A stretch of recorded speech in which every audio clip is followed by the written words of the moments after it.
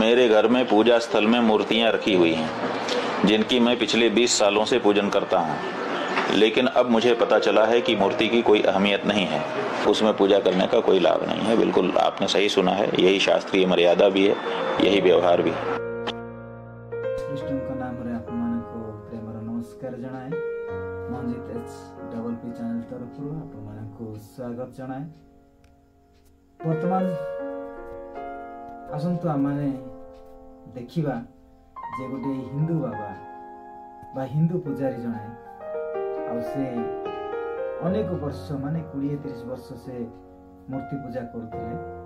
ଆଉ ସେଇ ବାବା ଆଜି ସେ କହୁଛନ୍ତି ଯେ ମୂର୍ତ୍ତିର ପୂଜା କରିବା କୌଣସି ପ୍ରକାର ମୂଲ୍ୟ ନାହିଁ ବୋଲି ସେ ଭିଡ଼ିଓ ମାଧ୍ୟମରେ ଆଉ ଏଇ ସମାଜକୁ ସେ କହିଛନ୍ତି। ତ ସେଇ ବାବା କହୁଛନ୍ତି ଯେ ଏଠାରେ କୌଣସି ପ୍ରକାର ଜୀବନ ନାହିଁ, ଏଠାରେ କୌଣସି ପ୍ରକାର ଶକ୍ତି ନାହିଁ ବୋଲି ସେମାନେ ସେ ଲୋକମାନଙ୍କୁ କହୁଛନ୍ତି।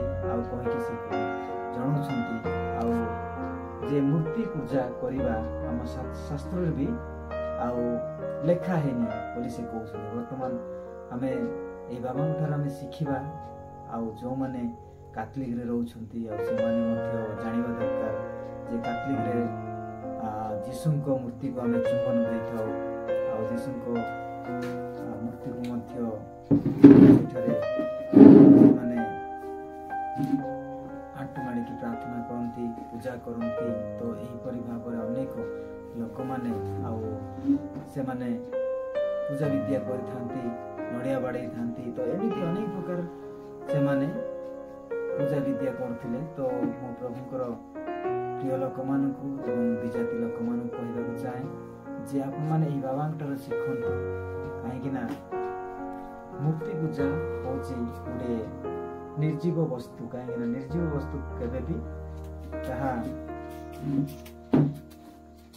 ତାହା କେବେ ବି ଆଉ ଭଲରେ ଲୋକମାନଙ୍କୁ ଆଶୀର୍ବାଦ ଦେଇପାରିବ କି ଲୋକମାନଙ୍କୁ ସୁସ୍ଥତା ଦେଇପାରିବ। ସେଥିପାଇଁ ମୂର୍ତ୍ତି ପୂଜା କରିକି କୌଣସି ମୂଲ୍ୟ ନାହିଁ ବୋଲି କହୁଛନ୍ତି।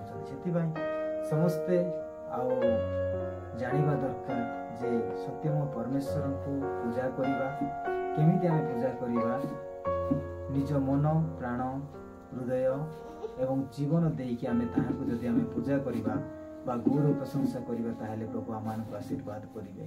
ତ ହିନ୍ଦୁ ଭାଇମାନେ ଦେଖନ୍ତୁ ଆଉ କାଥଲିକ ଭାଇମାନେ ମଧ୍ୟ ଦେଖନ୍ତୁ, ସେମାନେ ମଧ୍ୟ ଏହିପରି ମୂର୍ତ୍ତି ପୂଜକମାନେ ଆଉ ସେମାନେ ପୂଜା କରୁଛନ୍ତି। କିନ୍ତୁ ଏହିପରି ଏକ ଦିନ ଆସୁଅଛି ଯେ ପ୍ରଭୁଙ୍କ ଆଗମନ ଦିନ ଆସୁଅଛି।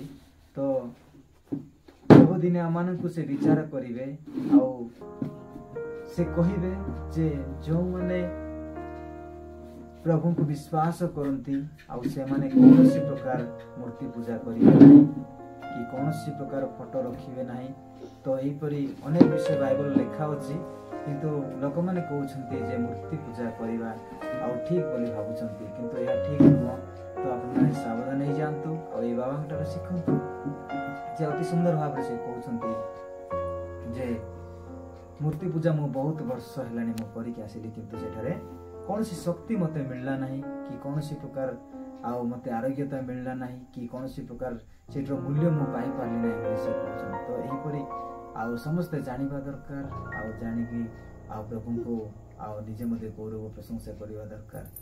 ତ ଯଦି ଭିଡ଼ିଓଟି ଭଲ ଲାଗେ ତାହେଲେ ଆପଣମାନେ ଲାଇକ୍ କରନ୍ତୁ, ସବସ୍କ୍ରାଇବ୍ କରନ୍ତୁ ଏବଂ ସେୟାର କରନ୍ତୁ। ନମସ୍କାର।